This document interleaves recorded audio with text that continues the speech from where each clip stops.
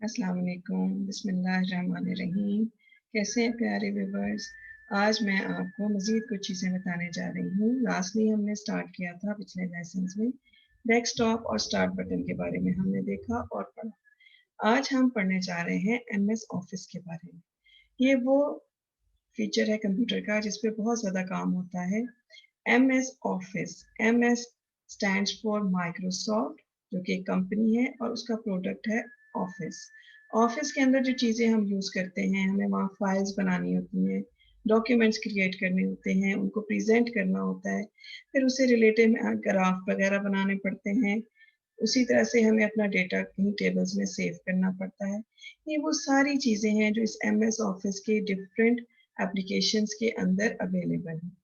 आज जिस सॉफ्टवेयर या जिस एप्लीकेशन के बारे में हम पढ़ने जा रहे हैं, वो एमएस वर्ड है। आपसे दरख्वास्त है कि अगर आपने अभी तक चैनल को लाइक और सब्सक्राइब नहीं किया, तो प्लीज़ इसको लाइक और सब्सक्राइब कर दें। ये हौसला अफजाई बढ़ाती है और काम करना अच्छा लगता है। हाँ जी व्यूअर्स, तो मैंने क्या किया कि स्टार्ट बटन पे क्लिक किया और एमएस वर्ड को ओपन कर लिया। अब ये एमएस वर्ड का इंटरफेस आपके सामने है। अगर आप देखें तो सबसे टॉप के ऊपर रेड कलर की एक बार आपको नजर आएगी। ये जो वर्ड्स मैं यूज करती हूँ, बार या मेन्यूज, ये टर्मिनोलॉजी है जो कंप्यूटर के अपने वर्ड्स हैं, इसलिए इनको एज इट इज यूज किया करें। जो सबसे टॉप पे आपको चीज नजर आ रही है, वो टाइटल बार कहलाती है। जैसे टाइटल होता है, किसी चीज का नाम होता है, तो ये टाइटल बार भी इस डॉक्यूमेंट का नाम बताएगा जब हम इसको सेव करेंगे। इसी तरह से यहाँ पे अगर आप लेफ्ट साइड पे आ जाएँ तो आपके पास एक क्विक एक्सेस बार होती है, जिसमें जल्दी-जल्दी चीज़ें हो सकती हैं, जिसमें सेव का बटन है, अनडू का बटन है और रीडू का बटन है। अनडू हम तब करते हैं जब गलती से हमसे कोई चीज़ डिलीट हो गई है या कोई काम हमने सेव करना था, अनसेव कर दिया है, तो हम उसको अनडू कर लेते हैं, वो सारा काम हमारे पास वापस आ जाता है। अच्छा, इसी तरह से इसके नीचे एक बार है जिसको मेन्यू बार कहा जाता है। इसके अंदर सारे मेन्यूज़ अवेलेबल हैं। File, home, insert, page layout, ये सारे के सारे आपके पास मेन्यूज़ अवेलेबल हैं। जब आप किसी भी मेन्यू के ऊपर अपना माउस लेकर जाएँगे, जैसे मैं होम के ऊपर लेकर आई हूँ, तो ये देखिए नीचे इसके एक रिबन होता है, जो होम से रिलेटेड सारी चीज़ें हमें दे देगा। ये वो चीज़ें हैं जो घर में इस्तेमाल नहीं होती, बल्कि वर्ड में काम करते हुए हमारे काम आएँगी।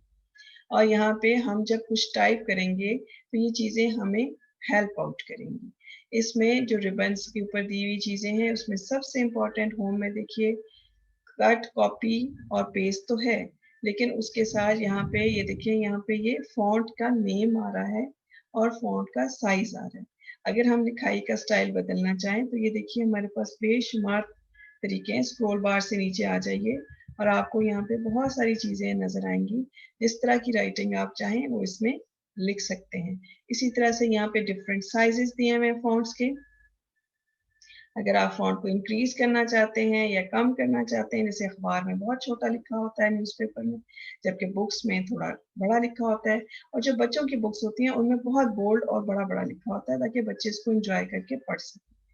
अगर आप यहाँ से फ़ॉन्ट का साइज़ इंक्रीज़ या डिक्रीज़ नहीं करना चाहते, तो साथ में ये छोटे-छोटे आइकन भी हैं, जो कि थोड़ा बड़ा ए बना हुआ है, ये फ़ॉन्ट को बढ़ाएगा और ये फ़ॉन्ट को कम करेगा।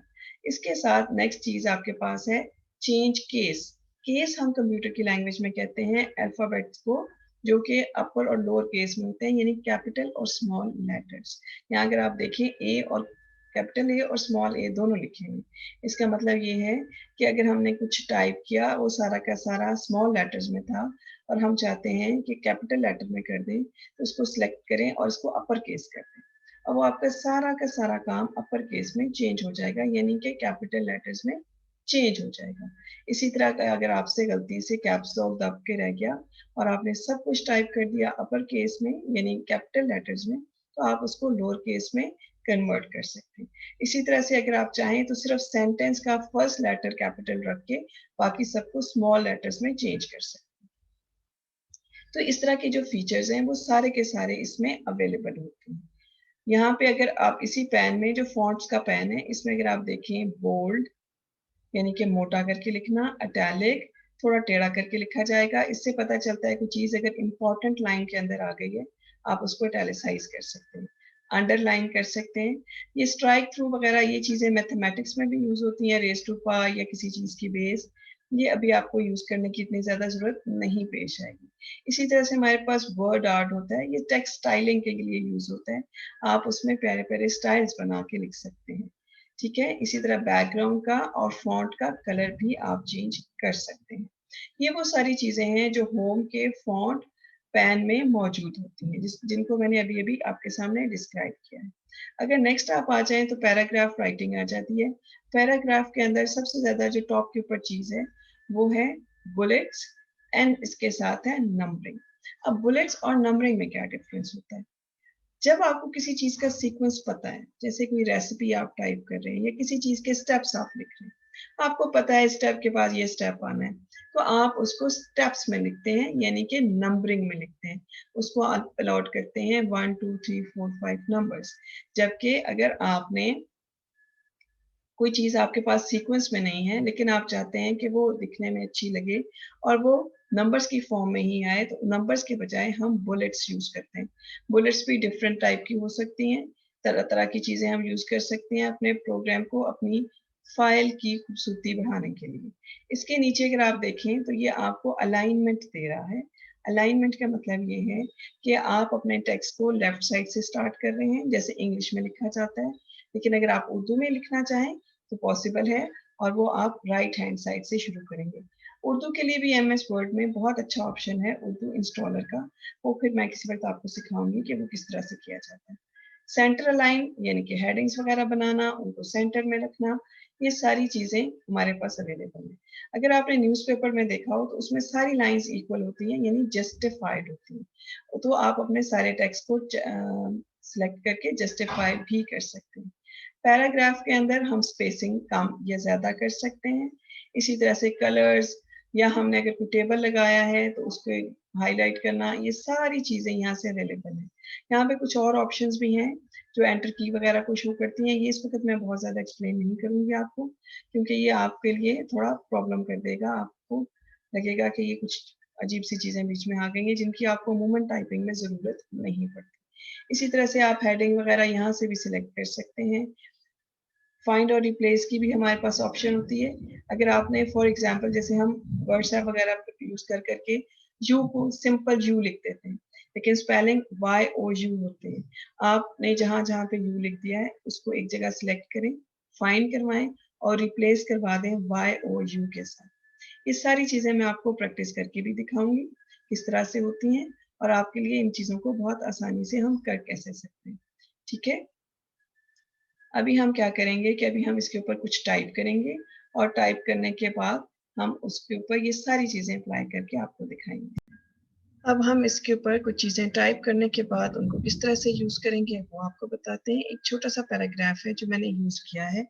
यहाँ पे अगर आप देखें तो इसका कैलबरी बॉडी आ रहा है, फ़ॉन्ट स्टाइल और इसका साइज़ 11 आ रहा है। अगर मैं इसको सिलेक्ट करूँ, सिलेक्ट कैसे किया जाता है? माउस के लेफ्ट बटन को दबा के रखें और घुमाएँ और इस तरह से इसको सिलेक्ट कर लें। जो हाइलाइटेड टेक्स्ट होता है, वो ज़रा डिफरेंट कलर में आ जाता है, जैसे यहाँ पे हमारे पास ब्लू कलर में आ रहा है। अब आप यहाँ पे फ़ॉन्ट पे जाएँ और ये देखिए डिफरेंट स्टाइल्स पड़े हुए हैं।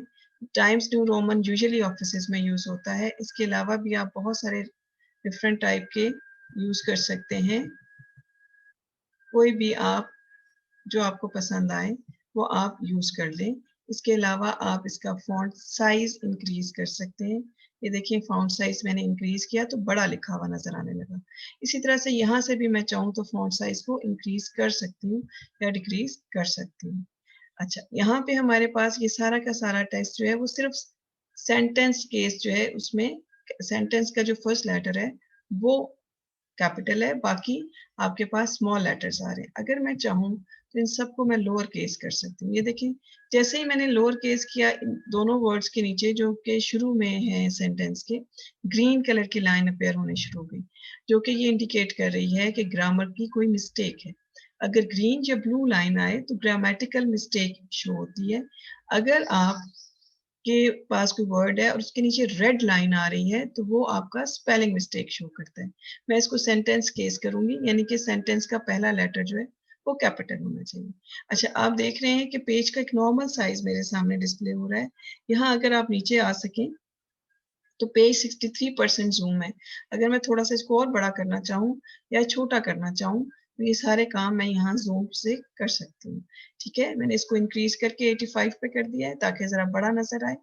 अब हमारे पास जो चीजें हैं जो हमने पढ़ी अभी, उसमें हमने यूज किया सबसे पहले फॉन्ट स्टाइल और फॉन्ट साइज को, उसको इंक्रीज और डिक्रीज करने को, और किस तरह से आप सिंटेक्स को सॉरी इसके कैपिटलाइज और लोअर केस में कन्वर्ट कर सकते हैं। किस तरह से आप चीजों को कैपिटल या लोअर केस में कन्वर्ट कर सकते हैं। अब अगर फर्ज करें कि मैंने ये फर्स्ट जो टू वर्ड्स हैं इनको बोल्ड कर देती हूँ ताकि पता चले कि ये किसके बारे में लिखा हुआ है, ग्लोबल वार्मिंग के बारे में लिखा हुआ है, और उसको मैं अंडरलाइन कर सकती हूँ।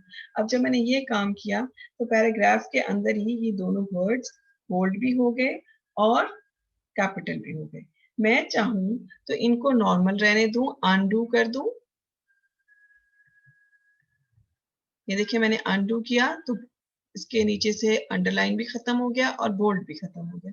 मैं इसको यहाँ से कॉपी करूंगी और इसके बाद यहाँ रख के इसको एक एंटर का की प्रेस करें तो ये निचली लाइन पे आ जाएगा। ऊपर की लाइन में मैं इसको यहाँ से पेस्ट कर दूंगी। अब इसको पेस्ट करने के बाद मैंने इसको सिलेक्ट करना है, कोई काम भी सिलेक्ट किए बगैर नहीं होता। इसको मैं सेंटर में ले जाऊंगी, इसको मैं थोड़ा सा फॉन्ट भी बढ़ा दूंगी, बोल्ड अंडरलाइन कर दूंगी, तो ये देखिए आपकी हेडिंग तैयार हो गई है। आप चाहें तो इस पूरी हेडिंग को अपर केस यानी कैपिटल लेटर्स में भी कन्वर्ट कर सकते हैं। आप चाहें तो इसके साथ पिक्चर्स भी लगा सकते हैं अपने काम के साथ और इसको मजीद अट्रैक्टिव बना सकते हैं ताकि लोग आपके काम को ज्यादा से ज्यादा पसंद करें। अब हमने जो चीजें यूज कर ली हैं वो फॉन्ट से रिलेटेड है, उसको इटैलिसाइज और अंडरलाइन करने से रिलेटेड है। अब अगर हम चाहें तो फॉन्ट का कलर भी चेंज कर सकते हैं। जैसे यहाँ पे ये ग्लोबल वार्मिंग का जो लिखा हुआ है, अगर मैं चाहूँ तो इसका फॉन्ट कलर जो है वो मैं चेंज करके लाइट ग्रीन या ब्लू या जो मुझे पसंद है, यूजुअली ब्लैक ही होता है तो मैं ब्लैक ही कर देती हूँ, हम कर सकते हैं। आप चाहें तो इसका बैकग्राउंड भी चेंज कर सकते हैं। जैसे ये देखें, ये हाईलाइटेड हो गई हैं आपकी चीजें। अगर आप चाहें तो अपने काम को हाईलाइट भी कर सकते हैं। इस तरह से व्यूअर्स ये आपने होम की पूरी टैब को यूज कर लिया है। इसी तरह से अगर हम पैराग्राफ की नेक्स्ट पैन पे आ जाते हैं, फॉन्ट के पैन के बाद, तो हमने अभी अभी सेंटर लाइन को यूज किया। अब अगर मैं जस्टिफाई करती हूँ तो देखिए जस्टिफाई में क्या होता है। ये देखिए सारी लाइंस दोनों साइडों से बराबर हो गई हैं। ये जो चीज है ये इंटेंट कहलाती है, जो रूलर्स के ऊपर अवेलेबल होती है। इतने इंटेंट्स मैंने ओपन किए हुए यहाँ तक, दोनों साइडों से ये लाइंस उसके बराबर हो गई। अगर मैं सिंपल लेफ्ट लाइन रखती हूँ तो ये देखिए लाइनें आगे पीछे हैं।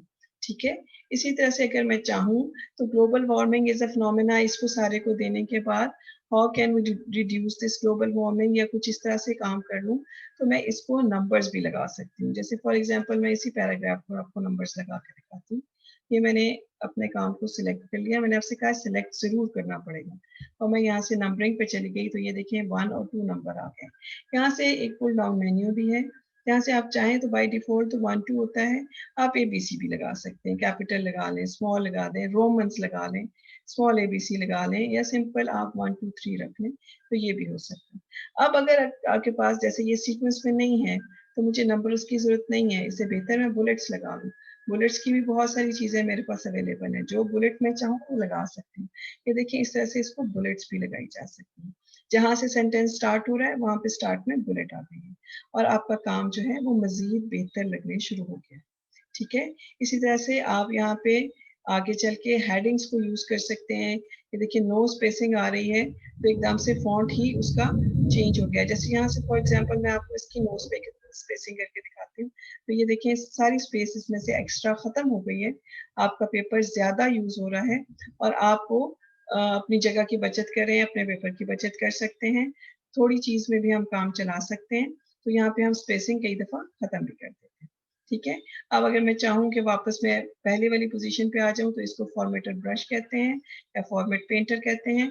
इस पेंटर को लीजिए और इसको पेंट कर दीजिए और इसके ऊपर भी एक बुलेट लगा दीजिए, आपका काम वापस अपनी जगह पे आ जाएगा। ये काम मैं अनडू से भी कर सकती हूँ। ठीक है, तो आज के लिए इतना काफ़ी है। हमने होम टैब के बारे में पढ़ा। नेक्स्ट टाइम मैं आपको बाकी की टैब्स के बारे में बताऊँगी। तब तक अल्लाह हाफ़िज़। Please like and subscribe.